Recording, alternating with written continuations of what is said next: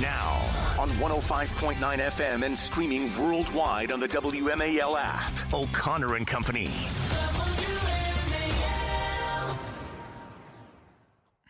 It's 5:07 in your nation's capital. Thanks for tuning in to O'Connor and Company as we wrap up this week and wait for the sun to come up so we can see all the damage from last night's insane storms. We'll my goodness. Keep you updated on power outages and hopefully restoration of normalcy as we head into an incredibly hot weekend and hot week. A heat wave ahead of us now after all that rain. So, the water will dry up, I guess, when the sun comes out. Coming up later this morning, Laura Reese, you'd think it'd be easy to port an illegal alien who is a convicted murderer, but you'd be wrong. We have a story about one gentleman who's here under those conditions and under the protection of the Biden administration. Also at 8:05, Chuck Thies will tell us exactly what's next on the RFK Stadium plan as Mayor Bowser tries to get the D.C. Council to approve it. And then at 8:35, what would it look like in Iran if the mullahs actually do get toppled? What does a regime change look like? What would it change into? We've got Andrew Galili, Senior Policy Analyst for the National Union for Democracy in Iran. That's right, that's a thing. And we'll get into all of that this morning. It's Larry O'Connor with Patrice Onwuka. Good Friday to you, Patrice. Happy Friday, Larry. Long time no speak. I appreciate it. Well, no, 21 hours, I guess. But boy, what a storm. You just heard John Matthews give you an update on all of the power outages, and you can count me as one of them. We lost our power, still have our power out. Oh, it is what it is. We had a tree go down around the block from us and take down a power line yesterday when it came out of nowhere. I swear, I was in my kitchen and I was getting some, steaks ready. I was going to go out and grill some steaks for the family and get dinner ready. And I was actually going to take EJ outside, my son outside, to hang with me. And we were going to have a beer on the deck. And it was beautiful. It was sunny out. And I swear, I was just seasoning the steaks, getting them ready. And the next thing I knew, it was like, the opening scene of Wizard of Oz out in front of our house. It was insanity.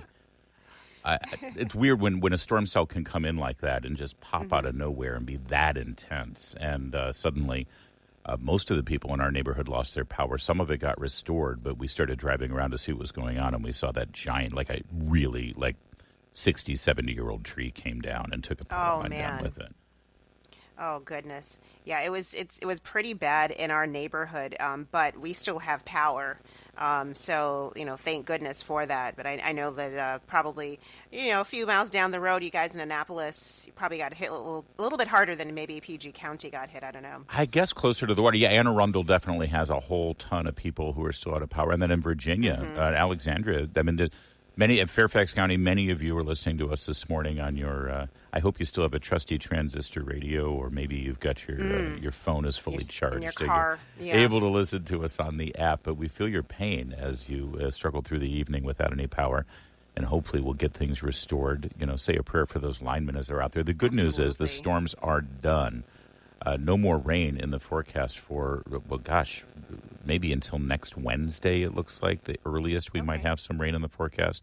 And very hot weather, but we've got sunny skies. So we do have, at least it's not, oftentimes these guys have to go out there and, clear the debris out, clear the trees out, and restore power, which is a dangerous job already. Yes. But they have to do it with the storm still lingering. They have to do it while the rain and the wind and everything is still there.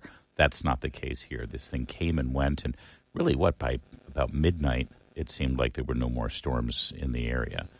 And now we just clean it up, figure out what's going to be next with it in terms of getting power restored. We'll stay on top of it, like we said. We're going to check in with Pepco, PG&E, and Dominion all morning long and give you updates. So keep it here if you want to know if. And also, I got to say, even though we complain about the utilities a lot, generally speaking, because it's our right as Americans. They were really good last night. PG&E was, at least for us. Okay. Did I say PG? That's so funny. BG&E. PG&E. Yeah, that would be B for Baltimore, where P would be for the Pacific. I'm 15 years ago, I'm suddenly... They give updates, really thorough, detailed updates on the status of, you can put your address in. They'll tell you exactly and find out if you have an outage, how quickly it'll be restored. They tell you what they know about the outage, what the details are, if a crew has been dispatched yet. Once the crew is dispatched, they give you an estimate on when you expect to get power restored, and then you can set up for alerts so you can get constant updates on it. I know I may sound stupid that we've lost our power in our neighborhood before. It's not the first time I've experienced this with them, but I have to say it's consistently high-quality communications, which is rare for an entity like a utility who generally has a monopoly on business. They don't. That's the problem with monopolies is that, where are you going to go? Use the other power company? There is no other power company. But they're pretty good, at least for us. Our experience over the weekend or overnight getting updates on our power outage was not bad. Yeah, Pepco is not as proactive. You have to proactively go to their website, put your address in, but they're not sending you messages, at least not for us. We didn't receive any kind of message about what's going on in our neighborhood. But, it is the good thing is that at least they have the maps, and you can go if you have some sort of internet on your devices and be able to do a little bit of background work. At least we have that kind of functionality to help you get through those hours of wondering, when is my power going to come back? How am I going to get things will my food in the fridge expire from this heat? So, keep in mind, our thoughts and prayers are with so many people right now who are still probably in the dark. Thankfully, we haven't heard about any horrific injuries or anything as a result of the storms, but I'm be surprised if there wasn't something, because last time I saw this kind of damage, we went driving around just to take a look and also just to go get dinner somewhere else because, not going to be cooking the steaks that I was planning on cooking. And we went cruising around, and we had a tornado actually touch down, I want to say 4 years ago. Oh, wow. And go through a portion of where I live in Anne Arundel County. And this damage was worse than when the tornado went through. I mean, the tornado did destroy a home, so no homes were destroyed in this. But just in terms of tree limbs down and actual full trees toppled and knocked over, I saw more damage this time than I did when that tornado went through. It was that strong of the force of the wind was incredibly strong. I was hearing things. I heard a door slam downstairs, and I'm like, what's going on, Meredith? And she goes, I didn't do anything. It wasn't a door slamming. It was a tree, a block away, and it was a limb hitting the pavement outside. And it's just like incredibly fast the way it came, and incredibly violent wind. And it had that eerie feeling. I don't know if you went outside when all the wind was coming down, but it had a very eerie feeling like something giant was about to happen, which it did. It did.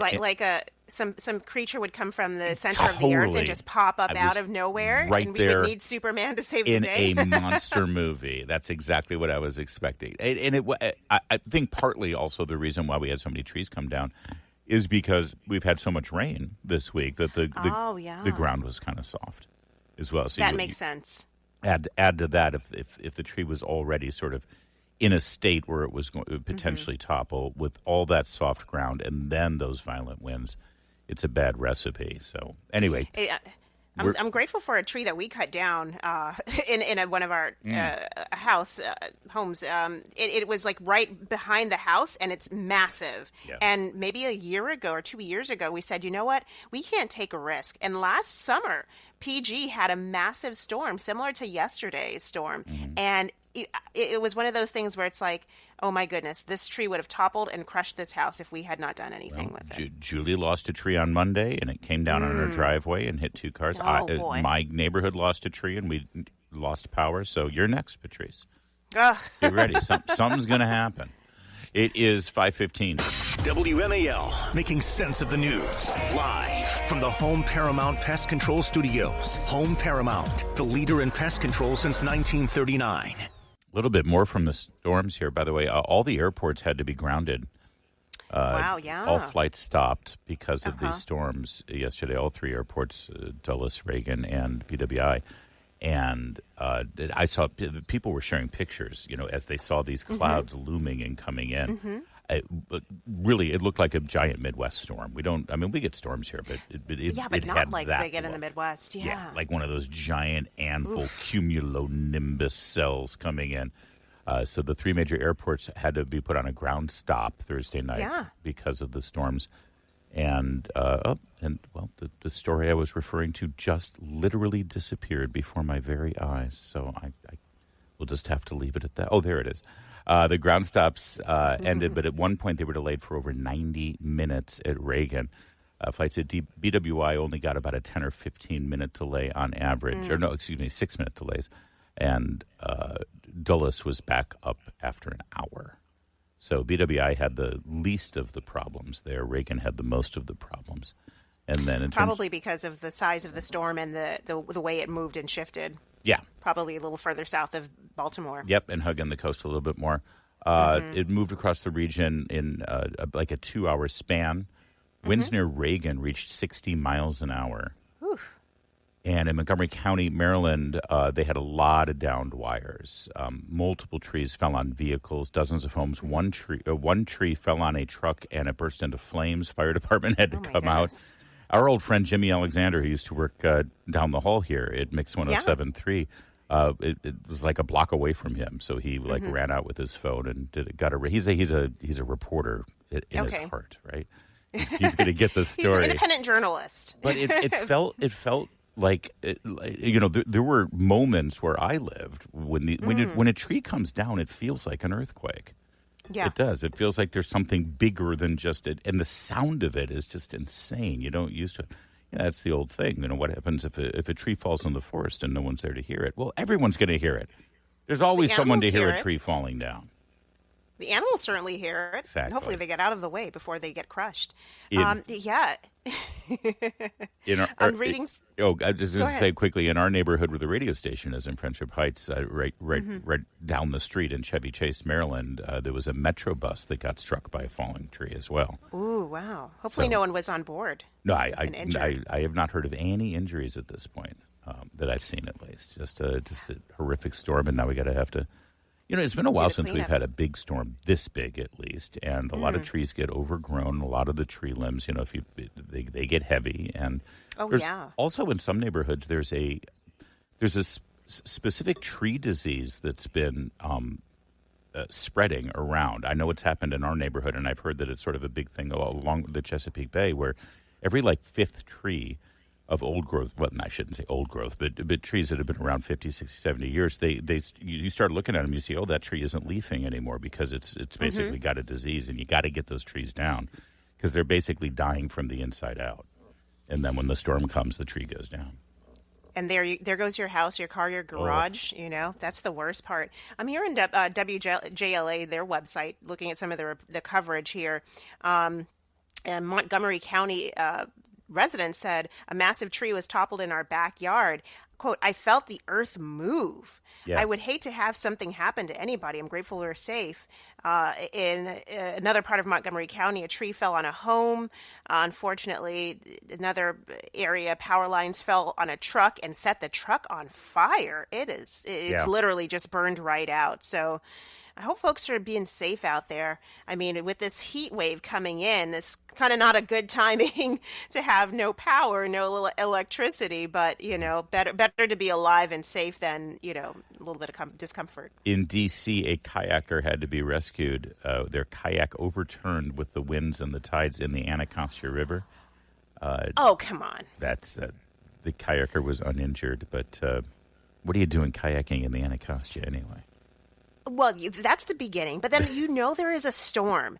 I mean, if you see, I would think you see the. I'm going to give him a break. I mean, you're out. It was beautiful. It was beautiful out there. It didn't look like that. And I'm sorry, you start to see the storm coming. You're in a kayak. It's not like you could put your foot on the gas. It's like you've only got your arms. Well, you can't ease back over to one side and at least kind of wait it out along the shore. Maybe he was trying to get back to the dock. I mean, the marina where he rented didn't the work kayak. out too well for him. Either that or he could have been some gonzo dude just trying to ride the storm and get a viral That's, I moment. think, what it is. All right, we'll keep an eye on that. Stay safe. It's 5:22. All right. So Gavin Newsom is going to Gavin Newsom, and you wouldn't believe what he was doing yesterday. Meanwhile, things in L.A. are hopefully calming down, and President Trump got a big win. We'll talk about all of this and more. Stay with us. It's O'Connor and Company at 5:30. WMAL-FM Woodbridge, Washington, a Cumulus media station.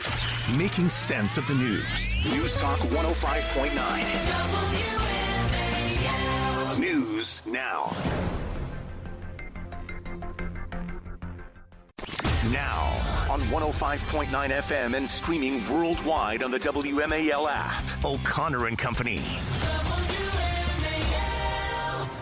It's 5:37 on this Friday. Thanks for tuning in. At 7:05, Laura Reese Heritage Foundation tells a story about a convicted murderer, illegal alien who is protected still by a Biden administration decision. 8:05, Chuck Thies, D.C. political analyst, to talk about what's next with the RFK Jr. Stadium site. Did I say junior?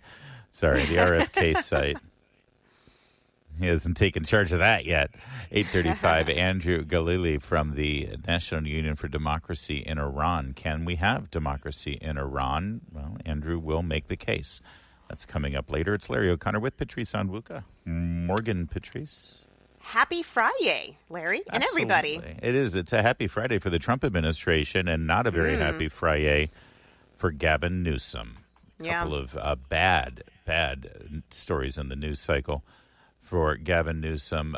Worst case was the Ninth Circuit Court of Appeals, as expected. But I don't think everyone expected a unanimous decision, but I guess they should have, since the Constitution was on the side of Donald Trump.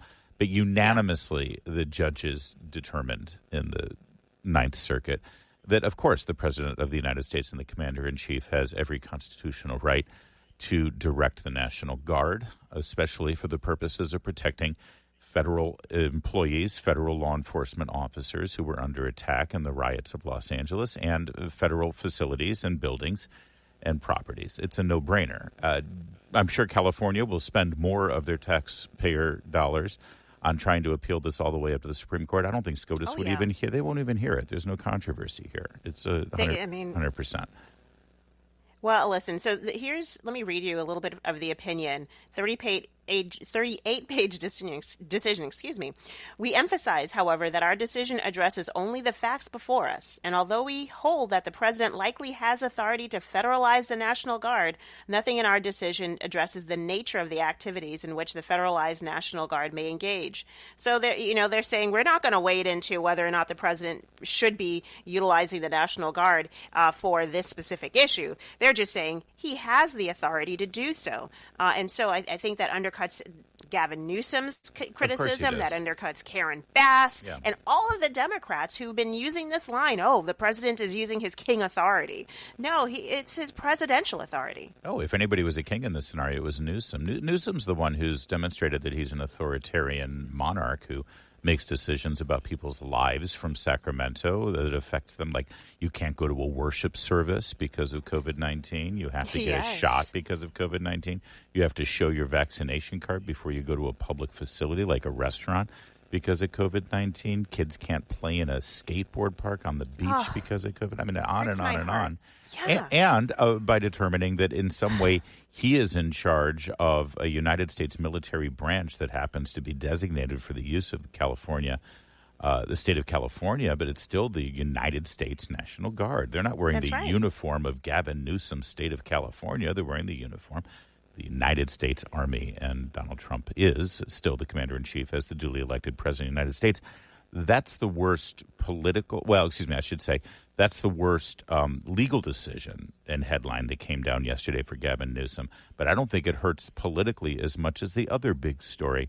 You'll remember during the pandemic when none of us could, go to a restaurant or go socialize or go to Thanksgiving or church or school.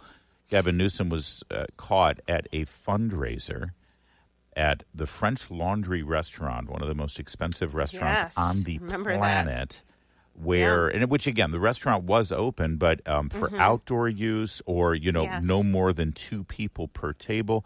He was at a private fundraiser where he was sitting shoulder to shoulder, elbow to elbow, without any face masks, indoors at a restaurant while the rest of the state was suffering. That was a huge political blow for him. He's even admitted that it was a boneheaded mistake. Well, boneheaded mistake of French Laundry? Hold Gavin Newsom's beer, because he just did another one. As the city of Los Angeles was burning during the riots that he supported and celebrated against federal ICE law enforcement officials, Gavin Newsom, it's being reported, was at a luxury wine tasting event sipping California's finest Cabernet.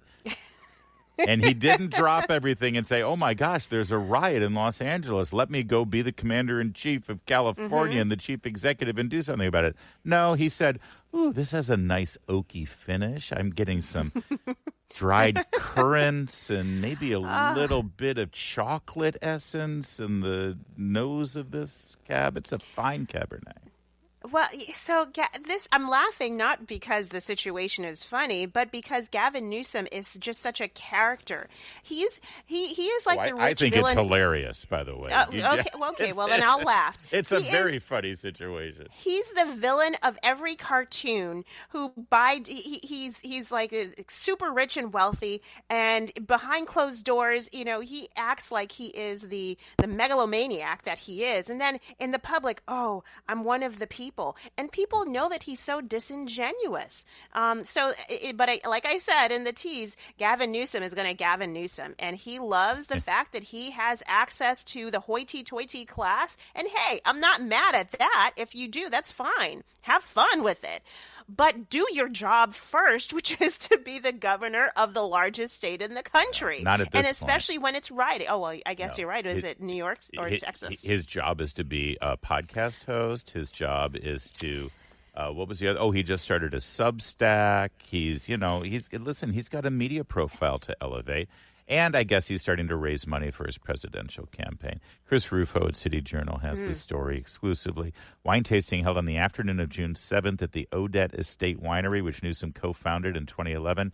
Dubbed Vineyard Vibes, the event was a fundraiser for the Plumpjack Foundation, founded by Newsom's sister, and featured contemporary yet sophisticated wines, live jazz music, and locally made pizza and smash burgers. It's the perfect kickoff to summer fun, read the promotional language. And Newsom was there, and he never left to handle the state's business while L.A. was burning. That's the man who wants to be your president. Vote accordingly. It's 544. Later this morning in the Chris Plante Show, it's funny how the Democrat Party sees conflict and war in the world, and they immediately decide that the bad guy is the United States. 9 a.m. on WMAL. Miranda Devine had a great story yesterday in the New York Post. She's, of course, the reporter who first exposed the Hunter Biden laptop story. Yes. That the rest of the mainstream media said was fake, false, disinformation, propaganda. It got censored by social media. And, of course, it was true. Where is Miranda Devine's Pulitzer Prize, by the way? I think it needs to be wrested from the hands of some of those reporters who won Jake for... Tapper. Yeah, exactly. Or at the very least, where's the apology? But no, that never comes. So now she's got another one. This is from a FBI email that has now been unclassified. Internal FBI emails reveal that rogue agents and prosecutors in the Biden DOJ were looking for ways to pile on new criminal charges against Donald Trump over the January 6th Capitol riot, this time over his involvement with the J6 prisoner choir, based on a single partisan news article. The 2023 emails obtained by Senate Judiciary Committee Chairman Chuck Grassley and revealed exclusively to the Post are an example of the nitpicking malice of anti-Trump lawfare and tainted special counsel Jack Smith. Here's a quote from one of the emails. Can we do some work to nail down Trump's role in this, writes prosecutor J.P. Cooney to his colleagues. This is in March of 23 when the all-out effort was there to try to imprison Donald Trump to keep him from being able to run for president. The subject line was J6 prisoner choir DJT with an attached article from Forbes. Now, and by the way, this is often the case, as we've seen with the FBI and the DOJ, is that they see an article And then Yeah. the article ends up being the tipping point for them to do an investigation. And when people follow up and say, okay, how did you start this investigation? Well, there was something reported in the news. But oftentimes, that news article was based on a leak from the very FBI and Justice Department or from the government. Virtually like a plant. Right. So they leak something to the media that is little more than a rumor. The media runs with it. Then they see the article and they say, well, it's out there in the news. Now we have a legitimate reason to investigate it. When they created the news article in the first place. All right. So let me get back to this. The article was Trump collaborates on song with January 6 defendants. I kid you not. According to the Forbes article, Trump recorded the Pledge of Allegiance at Mar-a-Lago, and Kash Patel, now the FBI director, and Ed Henry, a former Fox News host, were involved. The profits are routed to an LLC run by Ed Henry, and proceeds are intended for families of incarcerated J6 defendants. So they wanted to investigate him over that. They wanted to find a crime in that they were raising money. Yeah, It leaves you speechless, Larry, because this is evidence of just how deep the corruption in the FBI went under the Biden administration to try to bury Trump, citizen Trump at the time, and ensure that he could not run again. They were trying to lock him up however they could do it. Chairman Grassley in the Senate, who is going to be a pivot point, I think, a really important man to sort of reveal this stuff through the legislative bodies that are declassified through the FBI, and then he can begin investigating, and then the FBI it'll get handed right back to the FBI after these investigations. But he told the Post, instead of focusing on DOJ and FBI's core law enforcement responsibilities, partisan prosecutors and agents were surfing the web to find any shred of information they could use to spin another baseless case against Trump. The actions are a disservice to Americans. So in other words, let's just be clear. The marching orders were there in Merrick Garland's Justice Department and Christopher Wray's FBI working for Joe Biden. There were people assigned to just find anything they can to try to prosecute the former president to keep him from being able to run again. It was absolute abuse of power. And when you look at some of the names that were part of this investigation, so this email was forwarded to a bunch of other DOJ staff, including notorious anti-Trump FBI special agent Walter Giardina. He's been involved with Operation Crossfire Hurricane, the debunked Russia collusion investigation. He was involved with Mueller's investigation. He was involved in the Hillary Clinton email case. This guy has been a zealot to get against everyone in the Trump orbit and President Trump himself. So it's like a cast of shady characters who time and time again are just looking, let's get Trump and his allies however we can. Yeah, I eagerly await results of these declassified emails and ongoing investigations that we are told are happening under the guidance of Kash Patel and Deputy Director Bongino. It's 5:52.